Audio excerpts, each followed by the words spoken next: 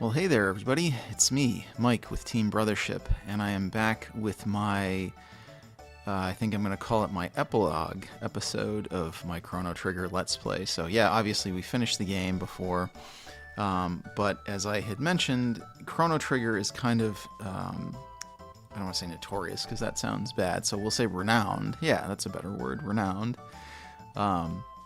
For its multiple endings. Now, obviously, there's a lot of endings you can get in the main game, depending on did you save Chrono, or revive Chrono, how you attacked Lavos, did you go through the Black Omen, did you use the bucket at the end of time, did you use the Epoch, and different other things too. You know, did you kill Magus and break Frog's curse, all that kind of shenanigans.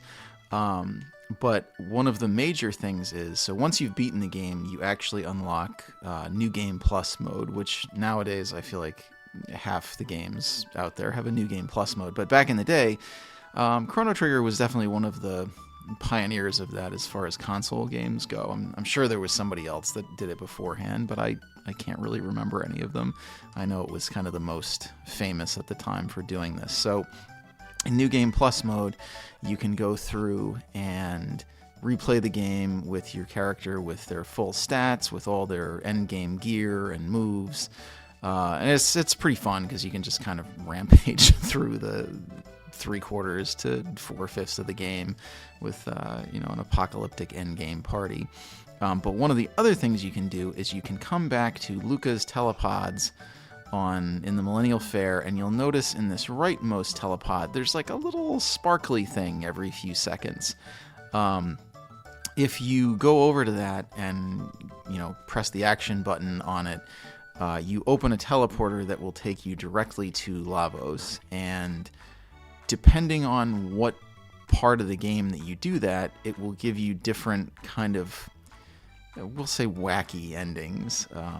So yeah, I mean, if you do it right at the beginning of the game, you get one. If you do it after you finish off the first dungeon, you get a different one, and so on through, basically through when you open up all of the side quests and post-game content, you get a whole bunch of different endings. There's 10 of them in total, and so as a little Christmas treat, I know it's like 2 days after Christmas, but you're still basking in that present smell. You're eating all the leftovers and such. So as part of a Christmas treat, I went through and did a video of all of those endings plus a little treat 11th ending at the end. So that's why it took so long, because I literally had to play through the entire game over again and beat Lavos 11 more times, which got a little boring. But anyway, so this is my special treat video to you for Christmas this year, or New Year's, or whatever end of the year holiday, winter solstice that you want to celebrate. So this is going to be a little bit of a longer video since the endings are all a few minutes long and there's a whole bunch of them, so I don't want to waste any more time. Anyway, without further ado, why don't we get started? Here we go. Alright, so this is this is going to be the first ending that we're recording, but it's actually usually the last one that people get, the most difficult. So this is called the Dream Project ending, and this is what you get if you use that little sparkle dot right at the very beginning of the game, like before you've done anything else. You just go to the Millennial Fair, you pick up Marl, and you fight Lavos. And if you can beat him with 2 characters, you get this little, it's called the Dream Project. It's the developer's room, basically, where you can go in and you can chat with all the people who made Chrono Trigger. And it's actually really cool. You wander around the end of time and you just kind of chat, Dodgers, and you just kind of chat with folks, and they've all taken on identities as various critters in Chrono Trigger. Yeah, it's pretty cool. This is also, and I think I explained, this is why I spent all of that time level grinding. I guess I had a little. So I'm just as a heads up, I recorded all of the video and I'm doing the audio separately, just because I really didn't want to spend a huge amount of time splitting up audio files and carving my audio out of everything.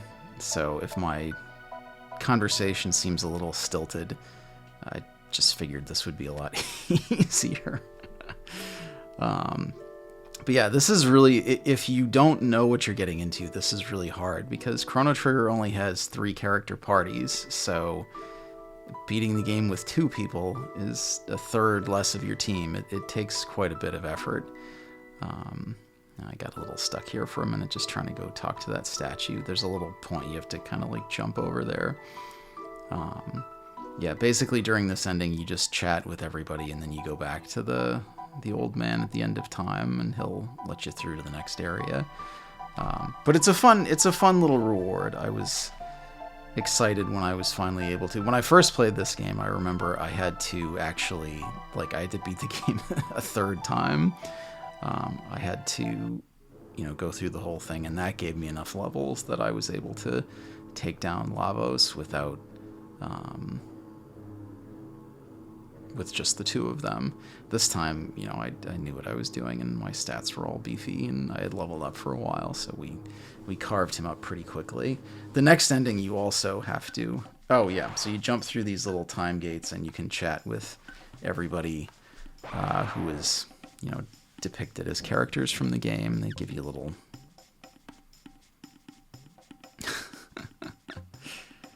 It's an interesting choice.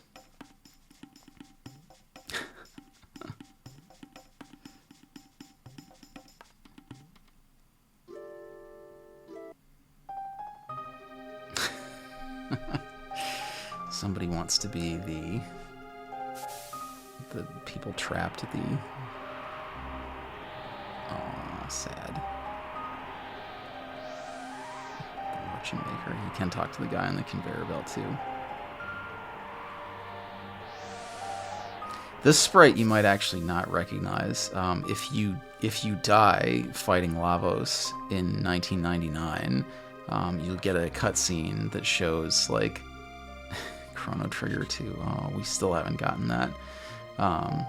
Yeah, if you die, you'll get a little cutscene where like the administrators of one of the domes watch the world end, basically. Oops. Walked backwards. Oh, this is an interesting bit, too. Now, are they talking about Final Fantasy IV or the actual Final Fantasy II? I mean, I guess they're both harder than Chrono Trigger. I would consider...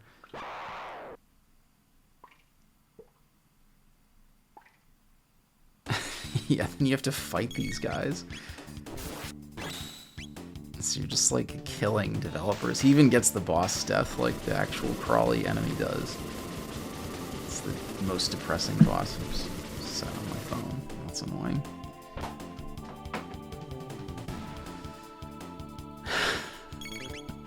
Why do the developers want to fight you? He does have the boosted defense of him. And it doesn't give you their names either. It just has the like generic enemy names. Well, they're all dead now. I mean, both of those games are harder than Chrono Trigger, but I would consider Final Fantasy IV of, like, average difficulty, where, I don't know what that thing is.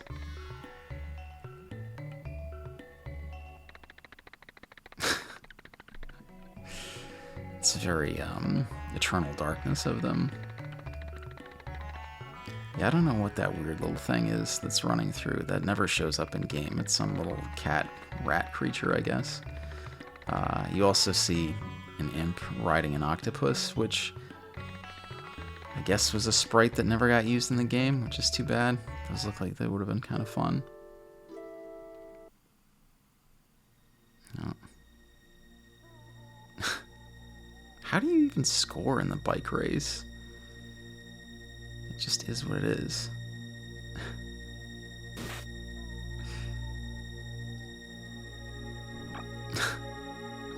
Oh, these developers are all so lonely.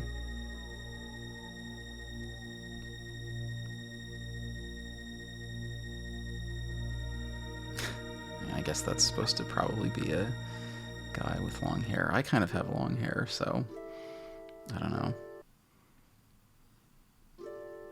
Shouldn't be gendering things like that. Oh, I mean, that is a very Magus thing to say, I suppose. Hey, man, I just did a whole Let's Play. Relax, I'm celebrating your work. Yeah, I should have taken a screenshot. Playing through on New Game Plus, I think I did the whole game in like 4 hours, which is pretty wacky. I don't know. Maybe I'll, oh, sad. There's a little Puyozo bouncing around. Oops. There's the frog guy that never really gets used in the game. I mean, Cyrus fights him, but you don't really do anything with him.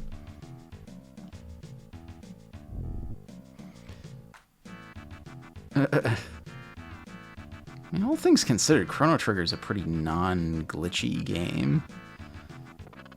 I mean, all those times that it crashed were not Chrono Trigger. That was me using non-proprietary hardware. I will recommend the analog systems, which is what I was using. They're pretty good pieces of kit, but, you know, the only thing that's going to be the best at playing Super Nintendo games or Super Famicom games is a Super Nintendo or a Super Famicom, but the analog systems do a pretty good job. I actually just picked up their the handheld, which I think was their like original thing, the Analog Pocket, and the Analog Duo, which is pretty cool.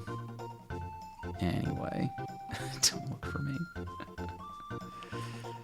I mean, this might seem kind of boring now, but like as a kid, like getting to run around in a developer room like was kind of cool. This seemed very, I mean, it is fourth wall breaking, but this seemed like revelatory to me.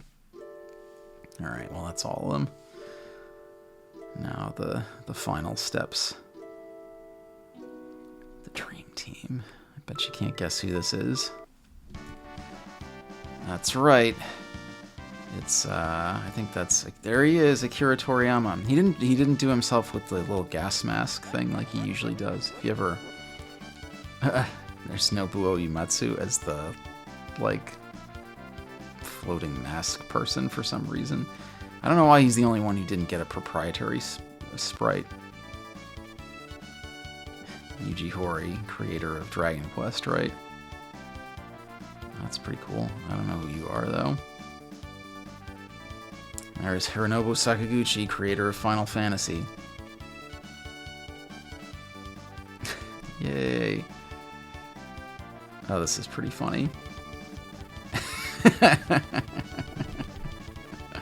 You get the fast credits. Alright, so that's the first ending, and arguably the coolest one. I mean, there's some other good ones, though. I don't remember how long I left these. Yeah, like I said, I recorded all the video of this separate of the audio, so there might be some little fits and starts and things, and I'm not like, oh, here we go. Alright, so this is the second ending. This is what you get. I think it's called Successor of Guardia. This is what you get if you beat the game after taking down Yakra and doing the first dungeon. Frog sounds. I don't want to exchange silver points.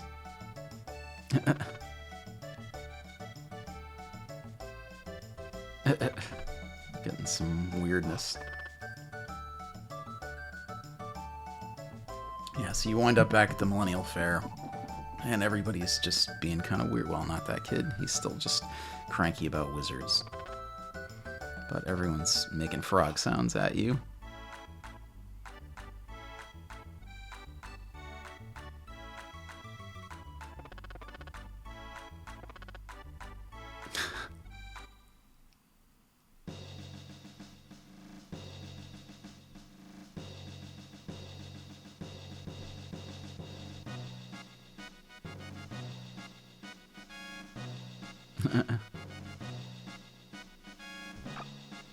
Uh-oh.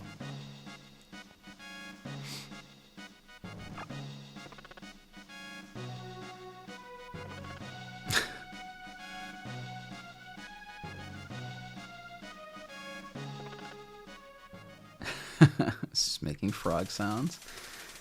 So you get, they said photo album. I mean, I don't think they were taking pictures during the medieval era, but I don't know how else you would pull off this. It's a cool effect. They like the little slideshow projector while you get the credits. And you can probably kind of guess what the implication is here. And I've been making comments about how Frog and Lean are very much like Lancelot and Guinevere. So, yep. So in this ending, King, I don't remember what his name is, the King Guardia from the Middle Ages died in battle against Magus, and Frog remarried the queen, which means that now Nadia / Marl is descended of Frog and is also has Frog DNA. It's an interesting question. I mean, did Magus change... gross. Did Magus change Frog's DNA? Like, wouldn't... Oh, poor Marl. Well, that's the end of that. Yeah, like I said, most of these alternate endings are kind of wacky, we'll say. All right, and here's number 3. I was going to say this is the most boring of all the endings, but, oh god, there's a cat in here yelling at me. I was going to say this is the most boring of endings, but there's another one that's actually even more dull. So this whole ending, I don't even remember what time you have. This is the first one that you can get with a 3-character party. So it's probably sometime after the escape from prison. But this whole ending is just this frog and this gnu just running around and doing shenanigans. Yeah, I mean, it is what it is. It's just goofy. If by accident this was like the first ending that I got when I was replaying Chrono Trigger and I didn't know anything about any of the others, I probably wouldn't have gone through and beat the game another 10 or 11 times or what have you. Because, yeah, it's pretty dull and doesn't really have anything. This was called The Developers Were Tired That Day. Most of the other endings are a little bit more fun and silly. At least you get to listen to the Zeal music during this, which is fun. Oh, and the little Kilwalla shows up a few times too. Yeah, so I had to rebeat the game 11 times to make this. Not play through the whole thing, but just fight Lavos like 11 times, and I eventually came up with a really, really good system for doing it extremely quickly. I've told you that I started these Let's Plays just as like a way of kind of relaxing during Paul and I both started this channel as a way of just kind of having some fun during the pandemic, and the Let's Plays started as like a way of enjoying games that I have a lot of experience with in just like a relaxed fashion. So I specifically did not want to do anything like speed running or like perfect stats or no-hit runs or anything like that, which is good because if you've been watching these, you can see that that's not how I roll. I do like that. He walks into the Z's and falls asleep. But yeah, I mean, I like to just play and enjoy these games. I actually specifically don't like... It's like they're all getting trapped by the Z's. I specifically don't like to go through and try to like perfect things. Outside of maybe The Legend of Zelda, I do like having a really clean run through Link to the Past or Link's Awakening. Oh, they're all asleep. But in the interest of getting this done quickly so I didn't get bored, I came up with a very, very efficient strategy for defeating Lavos very quickly. Alright, well that's that ending. The ending's asleep now too, as are all of you watching probably. Okay, I don't remember what this one is called, but this is basically like, you just get little clips of, you know, everything you left undone by finishing Lavos off so early. You get little clips of where everyone winds up in time. This is very, like, if you're rating all the endings, you know, Dream Project would probably be near the top. That the last one we just saw would be like down the bottom, and this would probably be like smack dab in the middle. Was this the... Actually, this might be... I don't even have them memorized, and I just put this video together. Yeah, actually, I take it back. This is Legendary Hero. This is kind of cute, though. Now you're seeing Frog and Atropos kind of have a Chrono and Marl style reunion. Maybe this is when they first met within the context of the game. And I do like them kind of interspersing the credits with footage. So you're not... Yeah, this is the Legendary Hero. Sorry. The other one I was talking about is a few more ahead. Because I think the next one is the really boring one I was talking about. This one's kind of cool. So you see Robo does get a happy ending. And well, until you play Chrono Cross, which we're not even going to talk about Chrono Cross. Nobody gets a happy ending in Chrono Cross. Yeah, I don't like Chrono Cross. Sorry, anybody who does. But, I'm not considering it canon. Robo gets his happy ending with Atropos. Alright, so yeah, here... He's sitting on the throne. Tata and his father, both overinflated, sending him off to fight Magus by himself.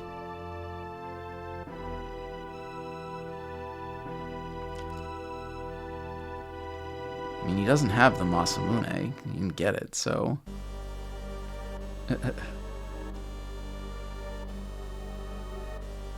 And the joke is that he fought his way through Magus's fortress by himself, but, you know, in the game, he's a fraud.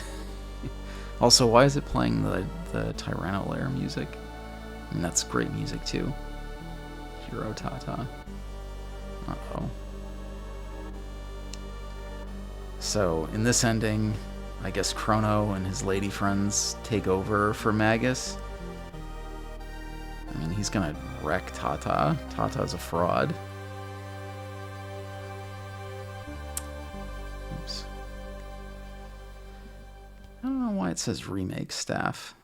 This is an original Super Nintendo cartridge, so there shouldn't be any remaking going on. Anyway, that's kind of a fun one, though. And Chrono becomes the villain.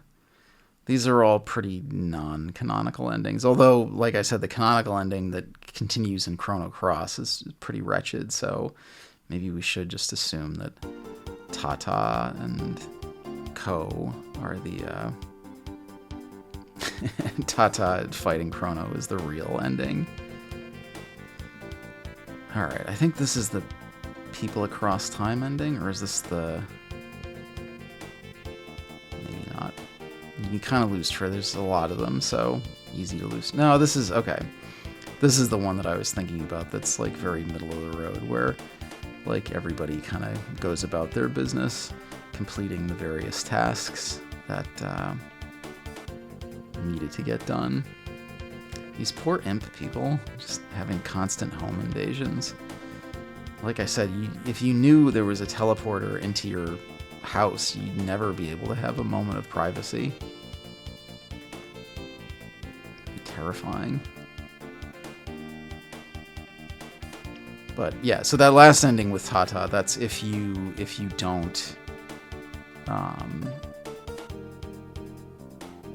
don't like get Frog set up as the legendary hero and you just let Tata keep going. And this is, I think this is the one you get like if you don't end up going to the past. So you've never even met the cave people. They're just busy dealing with the reptites. I definitely want there needs to be more. At some point, I really want to do a Live Alive or Live a Live Let's Play. I'm much less familiar with that game, but like playing the remake of that, I was just really blown away by how inventive and creative and cool. Like there's like what 7 characters or something, you could have had 7 like full games. Oh, there's Magus. Yes, this is him with his gang, so he's still in the Middle Ages, still fighting his war. This is not when he got sucked back into, what's it called? The Dark Ages, the Zeal Kingdom. Also, that shot, I think somebody goofed up, because that shouldn't be the old king talking to the knights. I think they put the wrong king sprite in there, because that's the Middle Ages. So that should be young King Dolan, Guardia, whatever. Who cares? His frog in his frog woods. And I think that's all the video footage we got for this one. So yeah, very like middle of the road kind of ending. You get some neat little clips of people.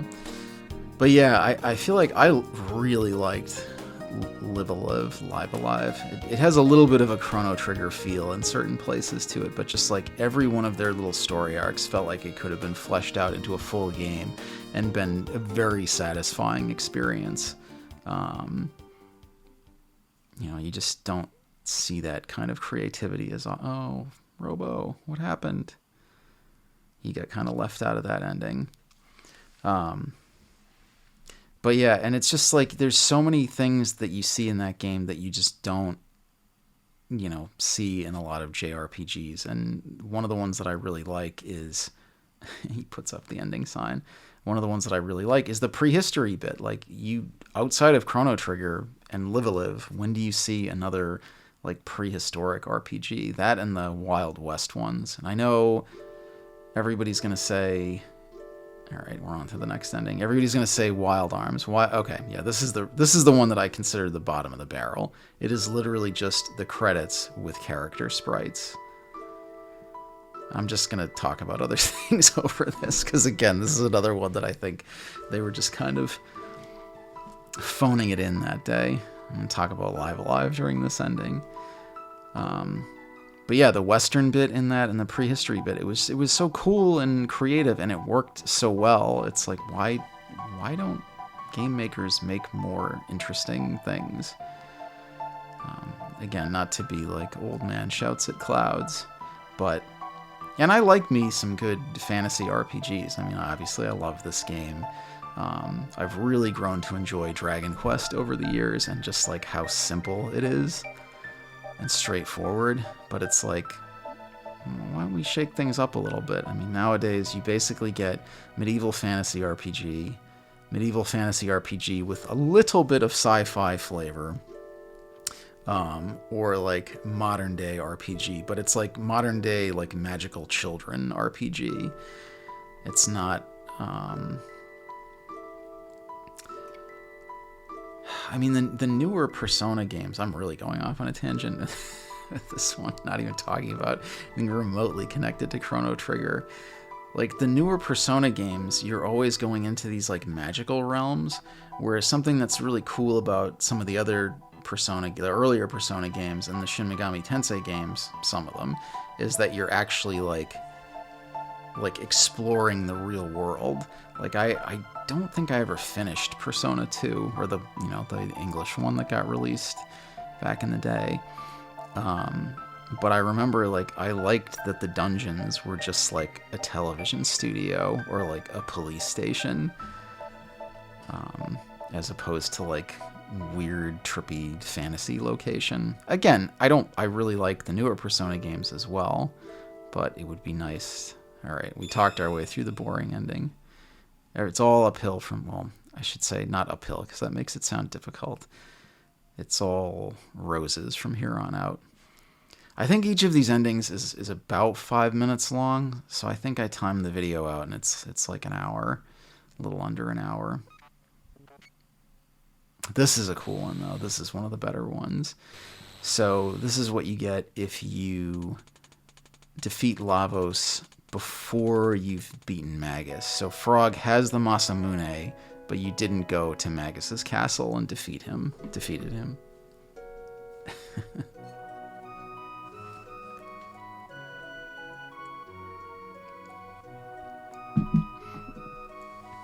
I was gonna say, I was gonna say Frog and Lucca's relationship is an I mean, this game is very light on characterization, and Robo and Lucca's relationship are one of the few actual like character dynamics that you really get. There's sort of like, you know,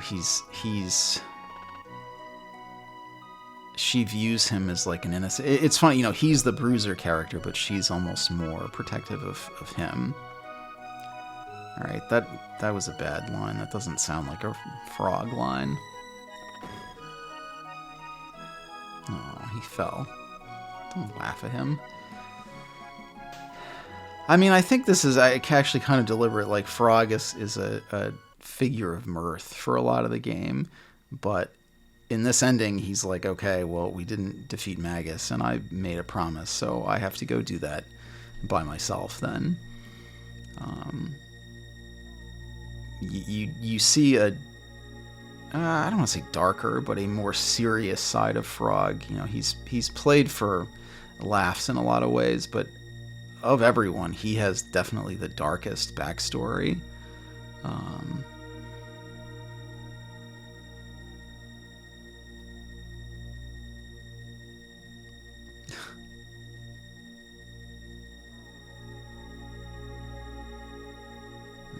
I think some janky translation there too.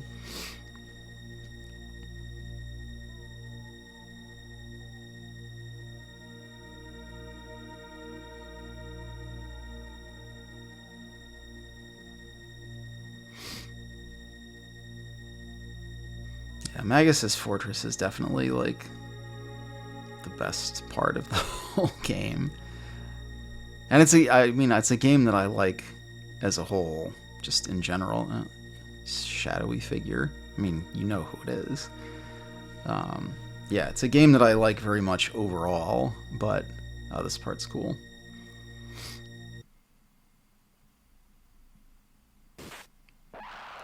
I mean, so the implication is he just like ran in and murdered Ozzy. Oh, there he is, getting chased by the bats.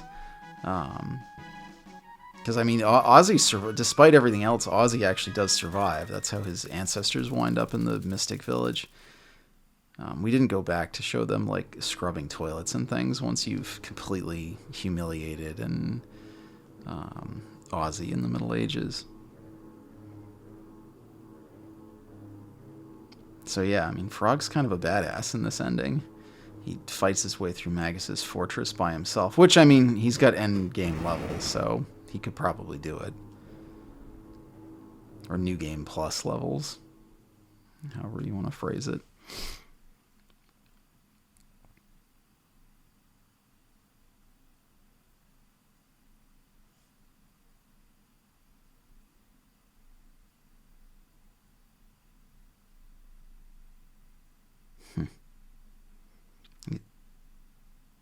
He's got a lot more.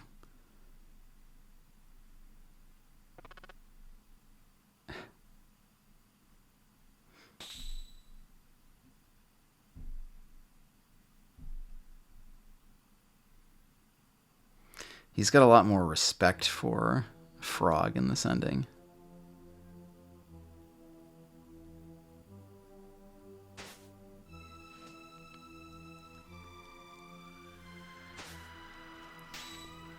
Nice.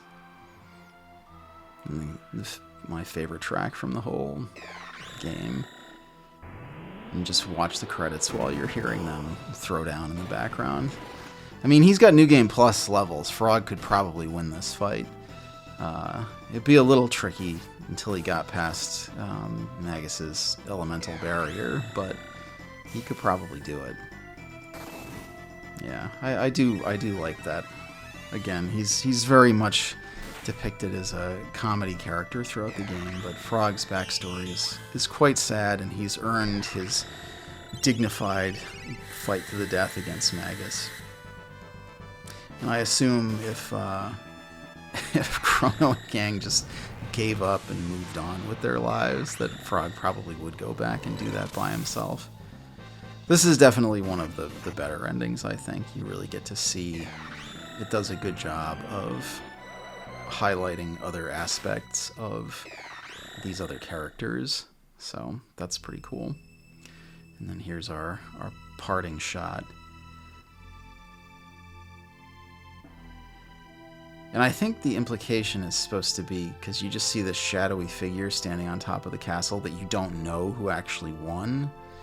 I don't know. I just kind of assume it's Frog. I mean, that figure's head looks pretty big, which is very frog-like. But I suppose, you know, Magus could have won and then gone about his business. Although with Lavos dead, and the implication being when you destroy Lavos that you kind of erase him from all time periods, I don't think Magus would be very successful at summoning him in the Middle Ages.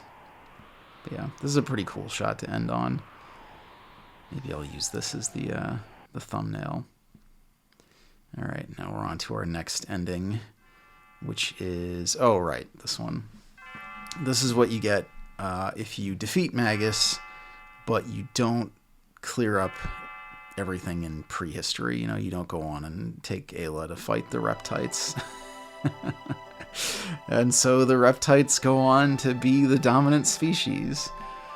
So we get this kind of funny ending where a chunk of the game plays out with everyone as a Reptite, which is pretty funny. Although again, Chrono Cross actually again references this ending in that you can like go into a world where there's like an alternate reality where the Reptites take over and you can like explore their reality. And I don't know, Chrono Cross sucks. Why do people take things so seriously? I think that's really like sequel products. Although I think the guy who did a big chunk of Chrono Trigger's story, Kitase, I think the guy who wrote all the Zeal stuff, I think was the one who was like the lead developer, or, you know, lead story on Chrono Cross. So I don't know. Masato Kato, sorry, not Kitase, Masato Kato. He was the lead on Chrono Cross as well, as I understand it. So maybe this was his intent all along. I don't know. I definitely like the more lighthearted bits of Chrono Trigger. Well, I say that. I was also just saying that I love Magus's castle, which is definitely the darkest part of the game. But I like the way that they keep things light for the most part. So getting really heavy-handed. Chrono Cross is a much darker, like, more humorless game. Yeah, we don't need to waste time. Let's enjoy Chrono Trigger and this fun, silly ending of Reptite Chrono wandering around. Goof. There's not much more to this ending. It's just scenes from the game with Chrono as a Reptite.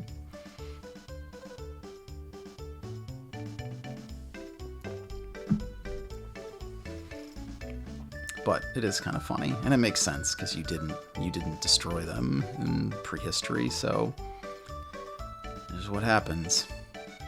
The depiction in Chrono Cross is quite a bit different. Although oh yeah, there's the one human running instead of the one Reptite running. So there's a handful of them that managed to survive. Yeah, I didn't mention it at all, but there is that one Reptite guy that's at Millennial Fair who's running around. So somebody survived. Actually, that's true. There's that whole dungeon that you can find surviving, like dinosaurs and stuff in. And you wipe them out too, because Toma said to. Oh, Toma. Got a very sleepy kitty sitting next to me right now. Usually, I'm not in my usual recording location right now, so I'm in the seat that gets swarmed by kitty cats a lot. But c'est la vie. So that's a pretty fun ending. We're kind of nearing the conclusion. Oh, there's Azula, all proud of themselves for taking over. I don't actually know if Azula is male or female. I had always assumed male as a kid, but I suppose that could just be, you know, bias in being a male playing video games, just assuming everybody else was too.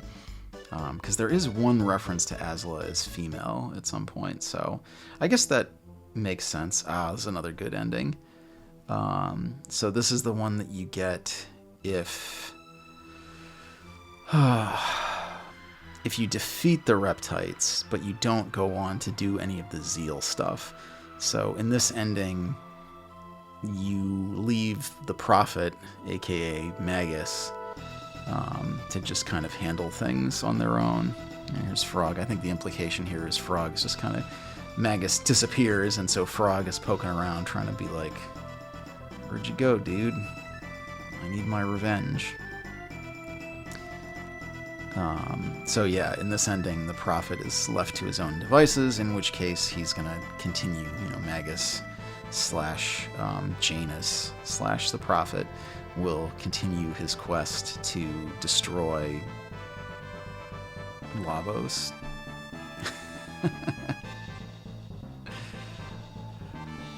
It's a little weird having the Black Wind track playing over some silly scenes, but whatever. The cat knows. Cats always know. Yeah, I mentioned it a little bit, but the quest for Scala, that's another reason why Chrono Trigger is crap, because Scala's disappearance is like core to Chrono Cross, but there is no Magus, which doesn't make any sense. Like, he should be the most important figure. What's the protagonist's name? Surge or whatever. He's partying at the Millennial Fair. Yeah, who cares about Surge and his quest for identity? Ayla drinks too much and wigs out. This was a cool shot, him just like flying down the tube into the shaft into the Ocean Palace. And I've mentioned it a few times in some earlier episodes, but I like the fact that they don't really redeem Magus. Like, he's a bad person. Oh, Lucca. Like, even at the end of the game, he doesn't really care about any of you. He only tagged along because he thought he might get a chance to find Scala, or he might get to kill Lavos. He helps you revive Chrono because it's convenient for him. Here's pretty much his whole attitude here. I mean, you gotta respect that.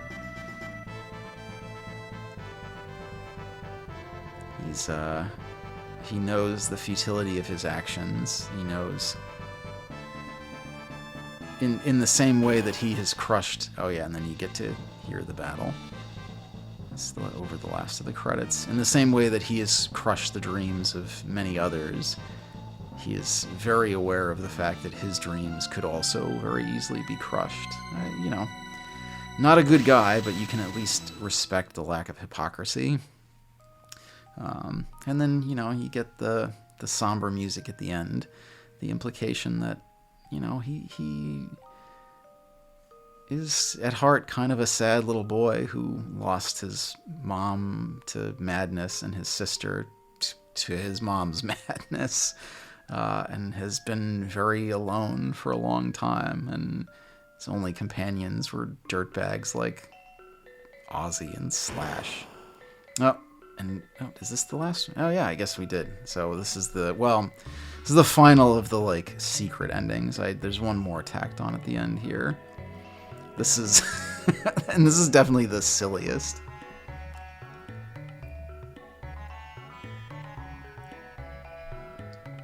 What do you mean, lady? I played through the game twice. What more do you want?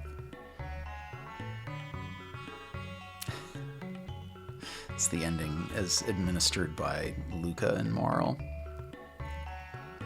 And you get this weird little slideshow. And this is what you do if you beat Lavos right right before going in to face the queen for the first time. You activate the pendant. Oh no, you see Scala open the door, but you don't power up the pendant. Oh, they're making fun of the poor steel runner. Oh, how stinky he is. This is basically just them, like, crapping on people for 5 minutes.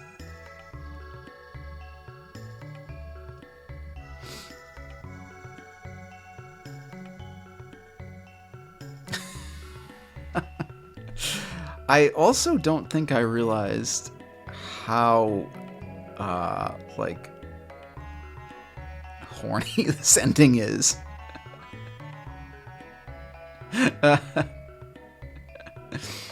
Yeah, it's they're crapping on people and then they just start, like, thirsting after some of the male characters.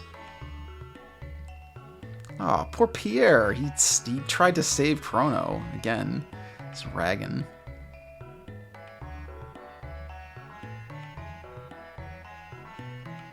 Oh. Well, they don't make fun of that guy, at least. Johnny the robot. I don't even really understand. There's, like... There is official art of him that you can find in a few places, and his physiology is very... Oh my. Oh, they rag on again, Cyrus who died protecting people. Jeez, Lucca.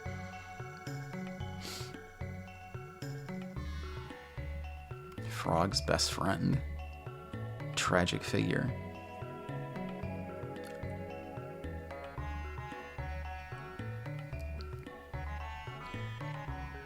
How would you even know that? I'm sure Frog wouldn't be telling you that.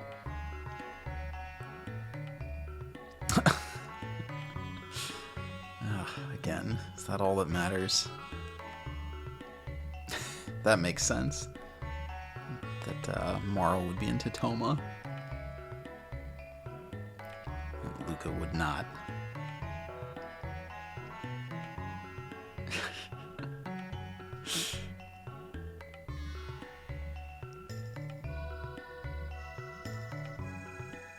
I think that was sarcastic. I don't know. So Kino is actually Marl's ancestor. They do imply that in one of the endings.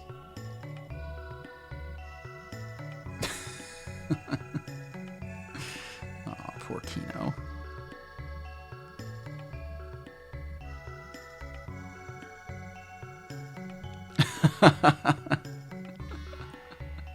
And Chrono busts in and actually speaks. This is the one part of the game you actually get dialogue from Chrono, which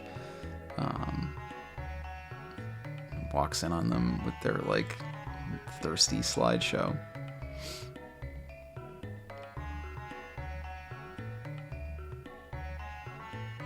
Gets 2 whole lines of dialogue in the whole game.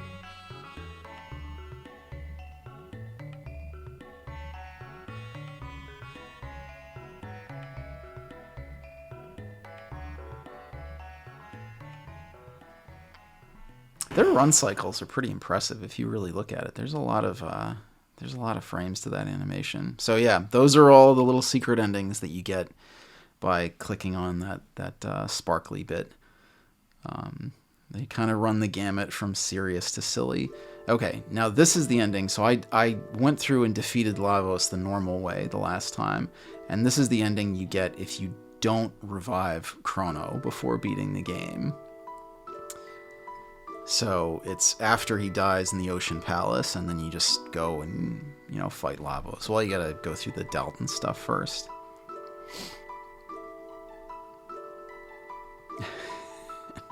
It's a little disturbing, like you're trying to...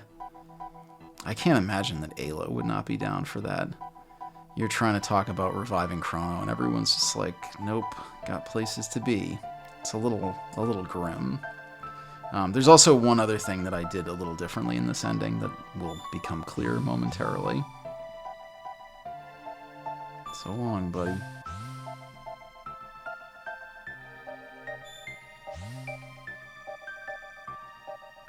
Yeah, it is a little rough. I mean, you just left poor Chrono dissolved to turn to dust.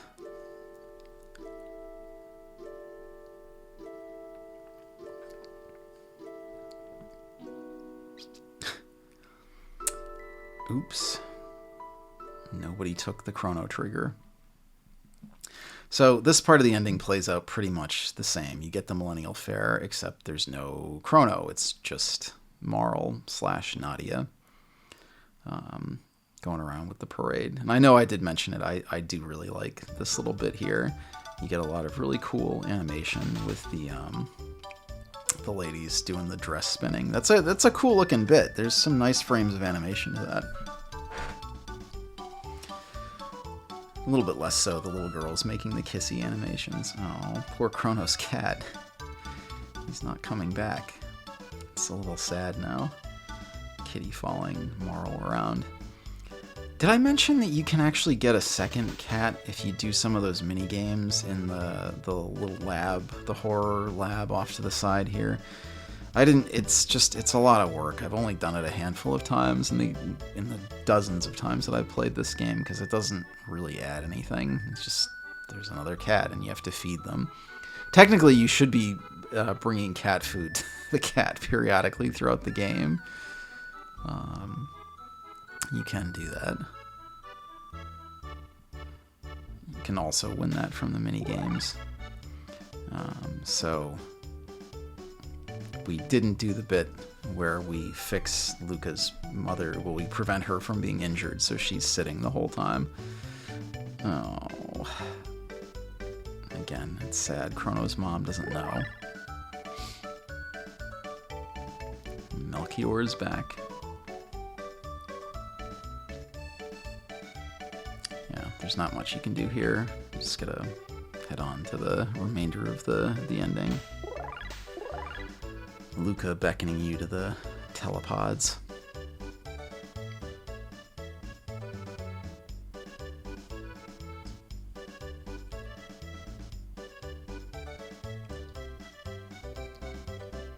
The greater force. Again, this comes up a bit in Chrono Cross. Nope. Okay, so you may have noticed Frog looks a little different. So yeah, this is what happens if you kill Magus. It breaks the curse on Frog. How did they manage to even find him?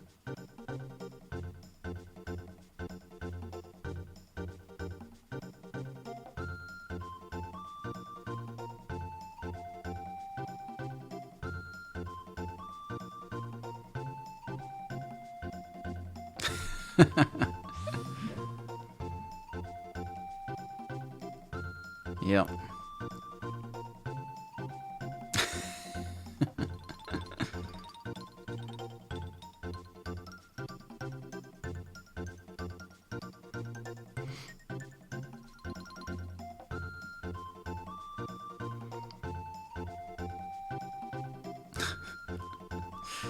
Again, they're just thirsty pair. But yeah, so if you defeat Magus, it breaks the curse on Frog, and then he returns to his human form, but not until the ending, probably because they didn't want to have to come up with a whole batch of sprites for him to use for all the combat and things. But yeah, he turns back into a dude, which is good for him. I don't know. I mean, you suppose Magus could have just broken the curse on him. Again, leaning into the... Magus is not redeemed. Like, he's a bad person. He doesn't undo the curse on Frog because he just doesn't care. And then the rest of the Ascending is pretty much the same. We'll go through it because there's a little bit at the end. But, yeah, this is pretty much it. Now, Tabin comes out with his fireworks again. This is obviously one of the longer endings compared to the more bite-sized ones that you get from using the telepod sparklies. But yeah, so this is it. This is really it. There will not, I'm not going to do any more Chrono Trigger episodes. I'm not going to do like a DS episode where I fight the Dream Eater or whatever, the crossover boss. The DS version has one extra ending / boss battle that you can do where you fight the... I don't even really understand, but basically what Lavos turns into in Chrono Cross. I'm not going to be doing that. I don't have an easy way to record DS footage, so you can just look it up someplace else, or just use your imagination. It'll be more exciting. So yeah, this is it. It's a really, really fun game, and you've seen pretty much everything. There's some little bits and bobs that I left on the cutting room floor, like getting the cat from the lab, or I realized I did miss one door that you can unlock with the pendant in the future, but it wasn't anything. Just a couple of items, nothing particularly earth-shattering. But this is a great game, and it really goes a long way to show you what can come out of game development when people are allowed to just like do things and collaborate and explore in fun ways. You get that scene with Robo and Atropos and Kino and Ayla again, but the scene with Frog is a little bit different. So you get him down in the waterfall. He's transforming. And there's them building the prison that poor Chrono gets locked up in. Oh, there he is. He's back to Glenn. Yeah, it does make me wish... Well, I mean, now Square is owned by Enix, and that certainly has not produced anything quite of this caliber of excitement or fun. I don't know. I try not to be one of those people, like, just nostalgia-obsessed weirdos who's like, oh, games were better back in the day.